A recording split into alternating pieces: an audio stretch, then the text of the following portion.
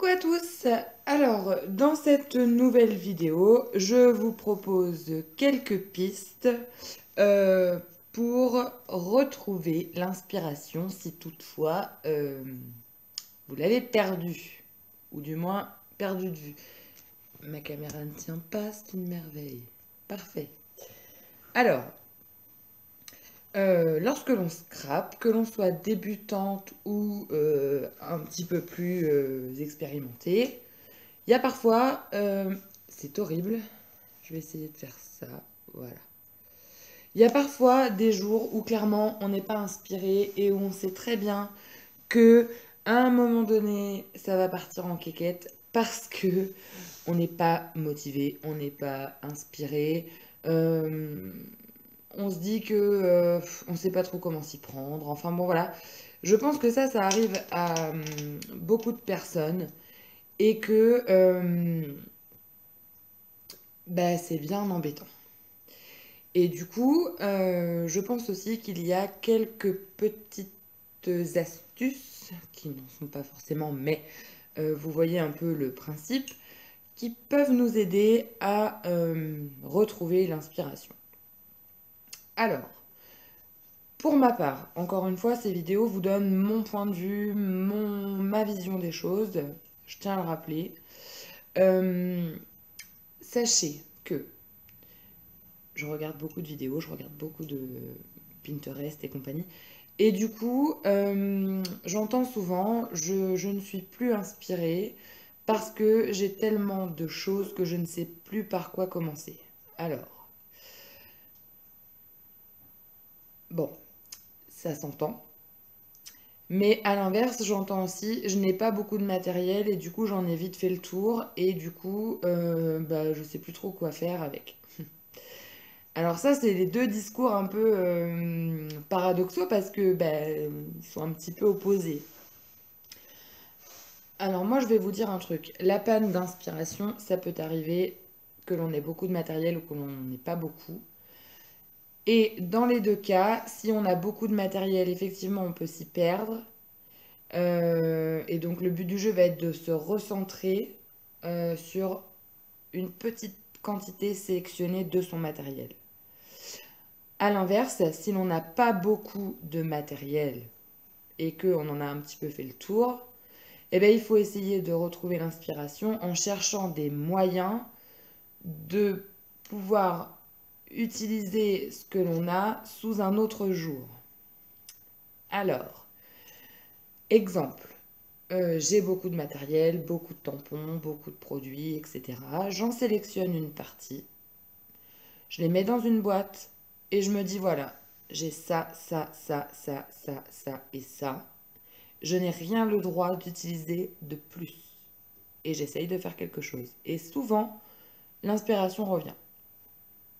À l'inverse, si j'ai ce produit et ce produit et que je sais que je n'ai que ça et que du coup je ne peux pas inventer d'autres produits, eh bien je vais me dire voilà, mon tampon, je l'ai déjà ancré, je l'ai déjà...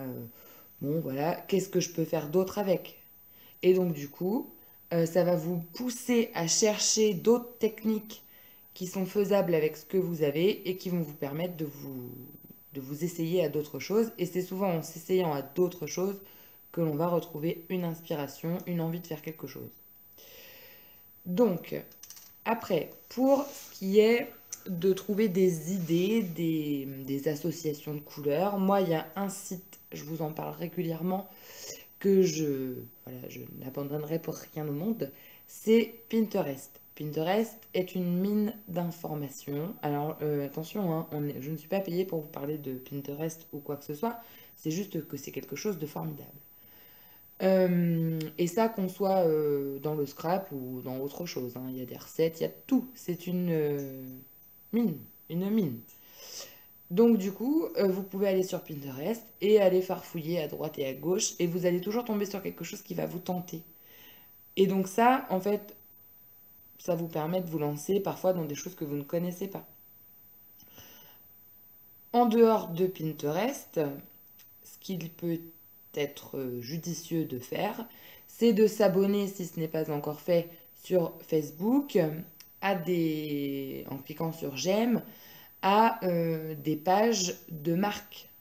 Exemple, Florilège, Crête Paper, Variations créatives, des magasins, des boutiques. Pourquoi? Parce que toutes ces marques ont ou même FDeco, puisque j'en faisais partie, ces marques ont des DT, des designers team, qui vous proposent des exemples de choses qu'elles ont réalisées et qui peuvent vous inspirer. C'est un peu le but de la chose. Donc du coup, vous allez avoir sur votre mur Facebook des exemples de réalisations qui vont peut-être provoquer en vous une envie de quelque chose ou un début de piste d'idée pour réaliser vous-même quelque chose d'autre. Et du coup, ça, je trouve ça très très bien. Bon, parfois, ça a le mauvais côté de nous pousser à acheter aussi, je l'avoue. Mais c'est pas le sujet là, hein. Voilà. Ce qu'il faut avoir en tête aussi, c'est que selon la période de l'année, parfois, on n'est pas fort inspiré. Moi, j'en ai fait le constat. Je sais qu'en fin d'année, je suis pas tellement inspirée. Pour qui, pourquoi, je sais pas si c'est le temps, si c'est... je sais pas, je ne suis pas tellement inspirée. Alors peut-être aussi qu'il y a des thèmes qui nous inspirent plus que d'autres. Parce que quand vient Noël, on est toujours inspiré de plein de trucs pour faire pour Noël. Et ça, c'est voilà, un constat aussi que j'ai fait. Et pour autant, moi, de mon côté, je suis pas trop inspirée au moment de Noël. Mais voilà, de ce que je vois sur Internet, je me dis, tout le monde est super inspiré par Noël. Voilà. N'hésitez pas non plus à tester de nouvelles choses. Profitez de ce moment où vous ne trouvez pas l'inspiration pour tester des choses sans qu'il n'y ait derrière une réalisation à vouloir.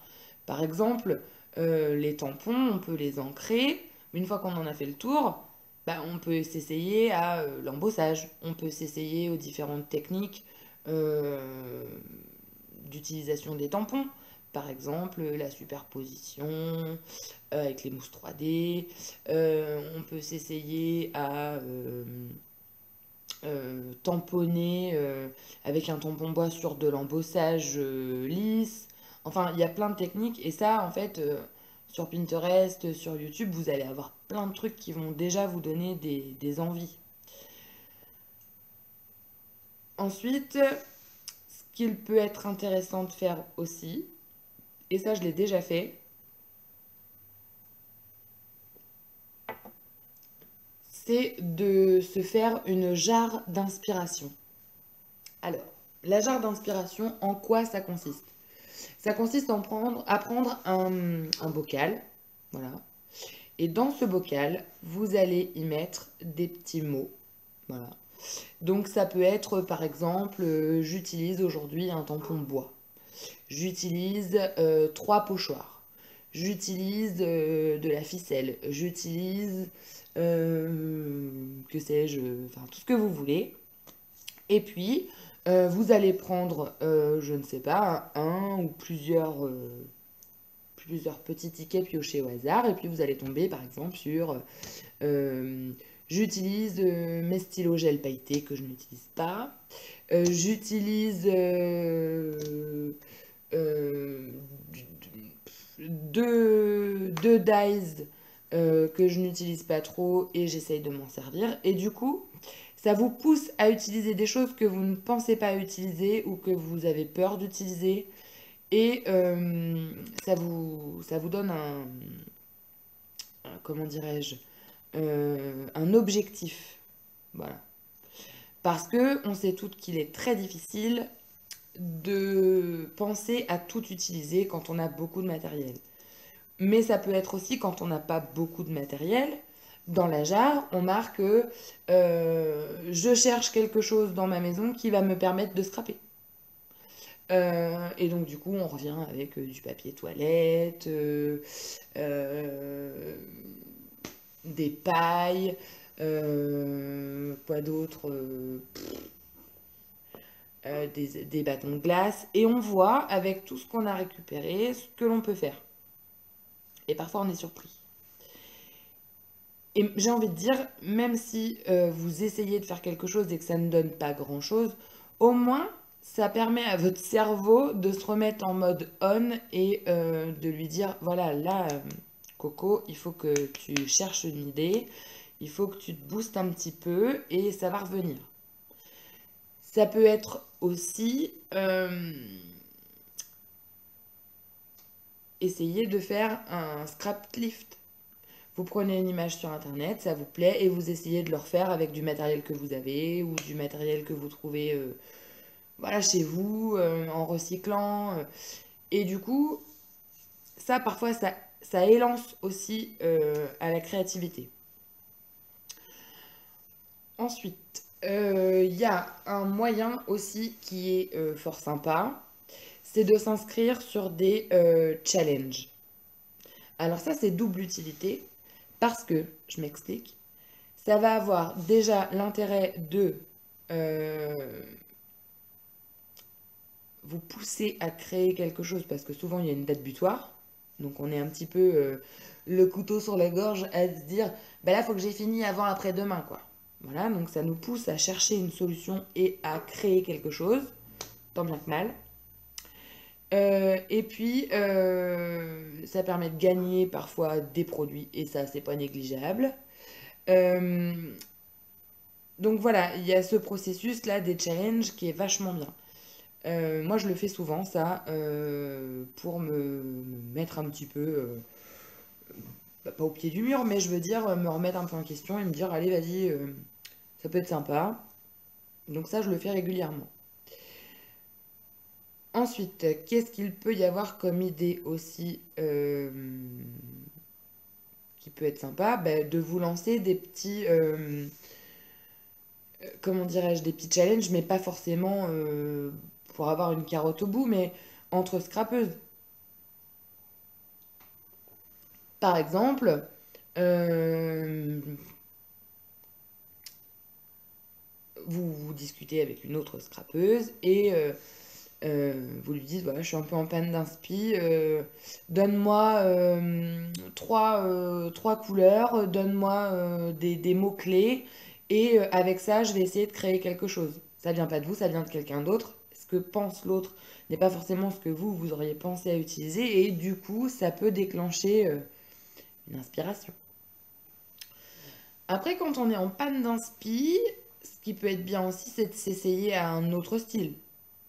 Voilà. Parce que euh, le matériel que l'on a et que l'on utilise, on a tendance à l'utiliser dans son style. Et parfois, l'utiliser dans un style complètement différent peut générer autre chose. Et donc, on se dit, bah tiens, si je l'utilise d'une autre manière, il va prendre une autre dimension et du coup, ça va plus le rendre comme ça, mais comme ça. Voilà. Après, si moi, des fois, je vous donne des astuces de choses que je fais parfois, hein. C'est pas du bluff, hein, c'est vraiment des choses que j'ai testées et qui marchent pas trop mal. Bon, faut dire que c'est rare que je sois en panne d'inspi aussi, hein. Mais, euh, mais bon, je sais que ça peut arriver, ça m'est déjà arrivé une ou deux fois. Ou du moins, j'avais plus trop envie parce que je tournais un peu en rond. Mais par exemple, ça peut être aussi, je choisis une planche de tampon parmi celles que j'ai. Et ça, vous n'allez pas me dire que vous en avez qu'une. Hein. Je connais pas grande scrapeuse qui a qu'une planche de tampon. Souvent, c'est pas du tout, ou alors on a au moins deux, trois planches de tampon. Parce qu'il y a certains magasins chez qui on peut s'en procurer à pas cher. Donc voilà. Et par le biais de cartes, hein, de carterie quoi, faites-vous 5 bases de cartes, prenez votre planche de tampon et essayez de faire 5 cartes différentes avec uniquement cette planche de tampon, en essayant d'utiliser les tampons différemment pour les, les utiliser de façon différente. Ça peut être un bon moyen aussi de retrouver un peu d'inspiration, de chercher. En fait, l'inspiration, c'est essayer de redéclencher ce système psychologique, de se dire qu'est-ce que je vais faire, comment je vais m'y prendre, etc. Et puis, bah, c'est une phase de test. Les cartes, elles sont bien, elles sont bien, elles sont pas bien. C'est pas comme si vous aviez fait un mini-album et que, bon, ça vous plaisait pas, quoi. Là, la carte, bon, c'est pas non plus dramatique s'il y en a une qui part à la poubelle. Donc, voilà. Ensuite, qu'est-ce que j'ai déjà expérimenté? Euh, Alors, quand je parlais tout à l'heure de challenge, il y a les challenges sur Internet, sur les sites, etc. Et puis, il y a aussi tout ce qui concerne euh, les concours. Sur les chaînes YouTube, il y a régulièrement des concours. Moi, il y a un bail que j'en ai pas fait, mais vous tapez concours sur YouTube, pour peu que vous ne soyez déjà pas abonné à une chaîne. Ça, c'est un super bon moyen, quoi, de participer. Et en plus, ça permet de découvrir parfois des chaînes. C'est quand même magnifique. Euh, donc déjà, voilà. Et puis, Alors, il y a un support qui est merveilleux en termes de... pour retrouver l'inspiration. C'est le mix média. Voilà, j'y viens. Le mix média, ça peut se faire sur des petites surfaces comme des grandes. Vous pouvez prendre un Canva, vous pouvez prendre un morceau de carton, peu importe. Et ça, il n'y a pas besoin d'avoir un matériel de ouf, puisque souvent c'est des choses de récup, des fleurs, bon, voilà, des choses que vous avez. Et ça permet de se lâcher, de faire des choses que l'on n'aurait pas fait parce qu'on aurait eu peur de se louper. Là, pour le coup, on se lâche un peu parce qu'on sait très bien qu'en se lâchant, on va découvrir des choses que l'on n'aurait pas forcément fait en réfléchissant et que ça donne quelque chose de magnifique. Ça, c'est quand même fort. N'hésitez pas non plus, en prenant des choses, des chutes de papier, des... Alors, je dis pas, pour les premières fois, je dis pas qu'il faut le faire avec du matériel qui coûte cher, hein. Mais par exemple, moi je sais que j'ai une quantité astronomique de papier de chute. Sortez-les, faites du mix média, déchirez vos papiers, essayez de les assembler les uns aux autres, essayez de les froisser, essayez de les griffer, de les dépouiller. Enfin, à un moment donné, le fait de vous lâcher, de lâcher un peu les chevaux et de tenter des choses qui n'ont pas un intérêt crucial, sur des matériels qui n'ont pas un intérêt crucial, peut permettre de découvrir de nouvelles choses et de retrouver un peu d'inspiration. Donc les papiers, par exemple, moi je sais qu'au début, alors il y a encore des papiers que je n'utilise pas parce que je les trouve magnifiques et que j'ai peur de me louper, et ça c'est une royale bêtise. Et j'ai tendance à sortir un petit peu de ça, mais c'est compliqué.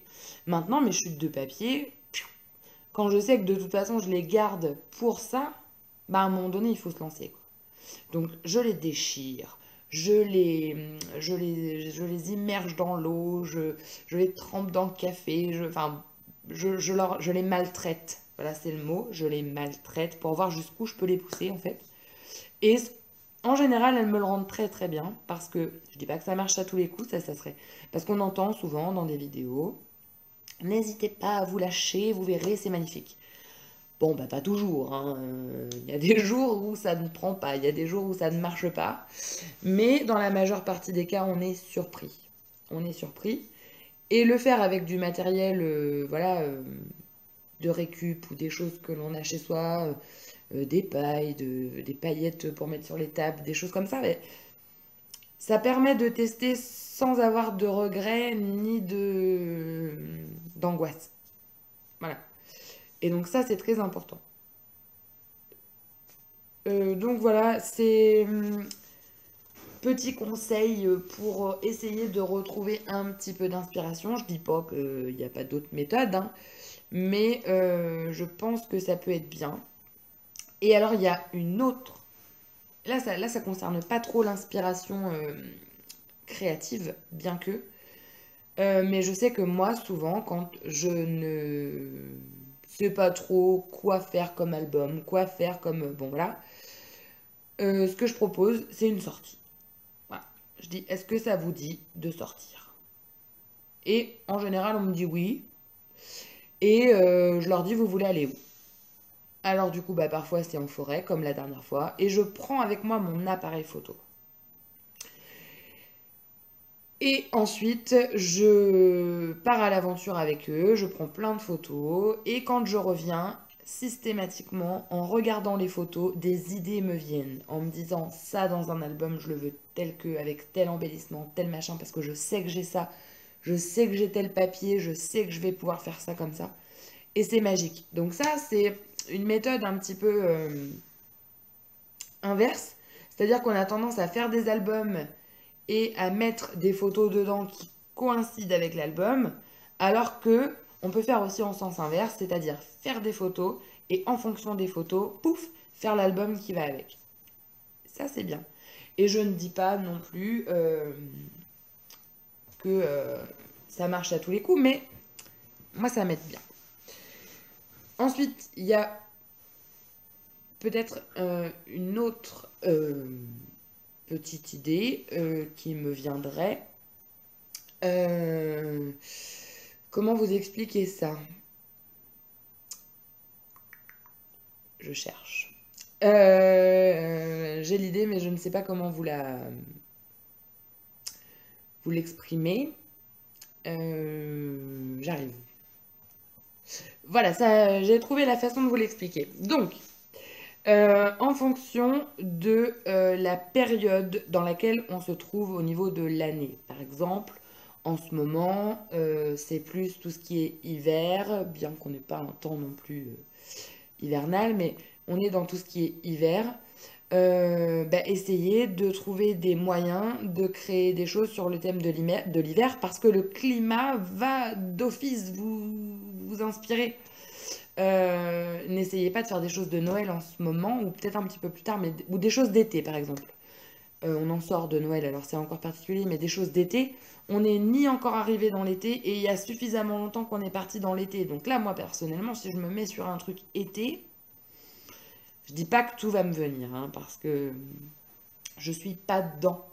Mais par contre, si c'est quelque chose sur l'hiver, les feuilles qui sont tombées des arbres, la neige, les choses comme ça va me parler. Le gel, aglagla, tout ça, ça me parle parce qu'on est dedans. Les feux de cheminée. Et donc ça aide à être créatif aussi parce que c'est le milieu dans lequel on est. C'est comme quelqu'un qui doit faire un album sur la mer et qui habite à la montagne, ça va être compliqué de penser un petit peu à la mer au moment où il est devant sa feuille parce qu'il n'est pas baigné dedans. Alors que moi, j'habite au bord de la mer et donc du coup, je la vois suffisamment souvent pour que ça m'inspire. Des couleurs, des formes, des éléments qui me permettent de travailler dessus. Enfin voilà. Donc ça, c'est important à mon sens. Et c'est le dernier conseil que je vous donnerai. Donc sur ce, je vous laisse. Trouvez l'inspiration. N'hésitez pas à me dire en commentaire comment vous trouvez l'inspiration, quelles sont vos méthodes, parce que peut-être bah, moi aussi je pourrais m'en servir un de ces quatre. Et puis bah, j'espère que ce petit temps passé avec vous vous aura aidé à retrouver la vôtre, si toutefois vous l'aviez un petit peu perdu. Et puis bah, je vous dis à très bientôt pour une nouvelle vidéo. Bye!